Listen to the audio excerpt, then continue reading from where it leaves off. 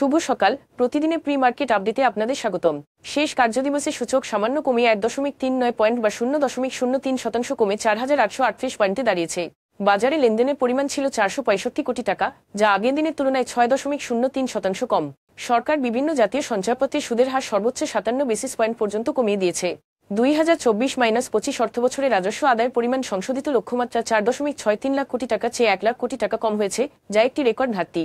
Confidence cement PLC তাদের সহযোগী প্রতিষ্ঠান কনফিডেন্স সিমেন্ট ঢাকা লিমিটেডের বিনিয়োগ ব্যয় মেটাতে অর্থ উত্তোলনের জন্য যে রাইট শেয়ার আবেদন করেছিল তা বাতিল করে দিয়েছে Bangladesh securities and exchange commission BSEC. পুঁজিবাজারে তালিকাভুক্ত একমাত্র রাষ্ট্রায়ত্ত বাণিজ্যিক ব্যাংক রূপালী ব্যাংক সরকারকে 15 টাকা করে, এর মধ্যে 5 টাকা প্রিমিয়াম 45.33 কোটি শেয়ার ইস্যু করার ঘোষণা দিয়েছে, যার বিনিময়ে সরকার আগে জমা দেওয়া শেয়ার মানি ডিপোজিটের বিপরীতে শেয়ার পাবে।